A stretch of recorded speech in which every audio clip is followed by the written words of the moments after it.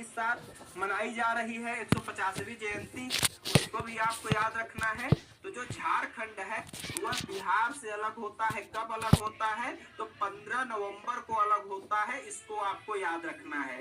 फिर बात करें छत्तीसगढ़ की, तो यह भी एमपी से 1 नवंबर को अलग होता है। कब अलग होता है? तो छत्तीसगढ़ से 1 नवंबर को अलग होता है, इसको आपको ध्यान रखना है। काम की बातें और क्या हैं?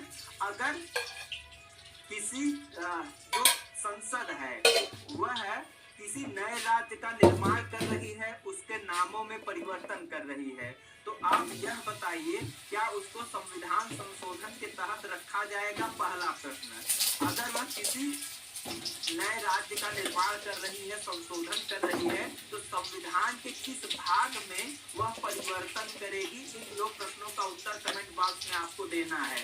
तो याद रखना, यह 368 के तहत जो संविधान संशोधन हमारा होता है, इसके तहत आर्टिकल जो हमारा 368 है, उसके तहत इसको संविधान संशोधन अमेंडमेंट जो है नहीं माना जाता है। इसको आपको ध्यान रखना है। क्या इसको आपको ध्यान रखना है? इसको संविधान से याद रखना है। तो जो झारखंड है वह बिहार से अलग होता है। कब अलग होता है? तो 15 नवंबर को अलग होता है, इसको आपको याद रखना है। फिर बात करें छत्तीसगढ़ की, तो यह भी एमपी से 1 नवंबर को अलग होता है। कब अलग होता है? तो छत्तीसगढ़ से 1 नवंबर को अलग होता है, इसको आपको ध्यान रखना है। काम की बातें और क्या है? अगर किसी संसद है वह किसी नए राज्य का निर्माण कर रही है, उसके नामों में परिवर्तन कर रही है, तो आप यह बताइए क्या उसको संविधान संशोधन के तहत रखा जाएगा? पहला प्रश्न। अगर नए राज्य का निर्माण कर रही है, संशोधन कर रही है, तो संविधान के किस भाग में वह परिवर्तन करेगी? तो प्रश्न का उत्तर कमेंट बॉक्स में आपको देना है। तो याद रखना, यह 368 के तहत जो संविधान संशोधन हमारा होता है, इसके तहत आर्टिकल जो हमारा 368 है, उसके तहत इसको संविधान संशोधन अमेंडमेंट जो है नहीं माना जाता है। इसको आपको ध्यान रखना है। क्या इसको आपको ध्यान रखना है? इसको संविधान संशोधन के अंतर्गत नहीं रखा जाता है। और जो आप परिवर्तन करते हो नामों में, वह भाग 1 के तहत होता है, इसको आपको याद रखना है। भाग 1 किससे संबंधित है? संघ राज्य क्षेत्र से। भाग 2 किससे संबंधित है? नागरिकता से। कहां से कहां तक? तो आप बताओगे 6 से लेके 11 आर्टिकल तक। भाग 3 आपका मूल अधिकार फंडामेंटल राइट है, जो 12 से लेके।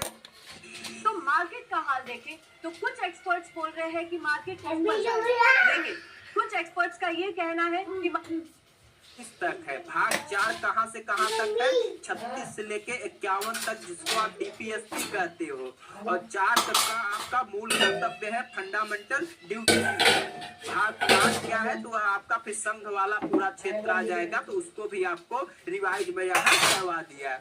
अब आते हैं अगले प्रश्न पे।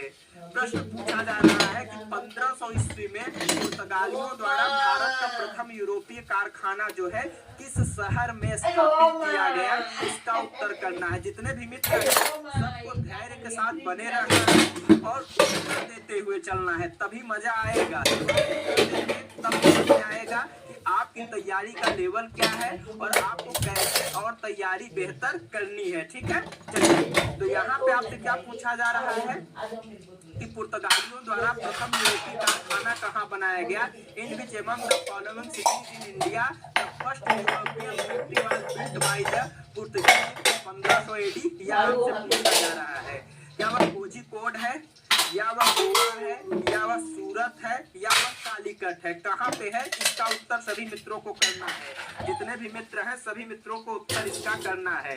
वास्को डी गामा जो है मई 1498 में आया था। वास्को डी गामा जो है प्रथम पुर्तगाली था ना, जो कब आया था? तो आपको याद रखना है जो वास्को डी गामा है 1498 में आता है। कहाँ?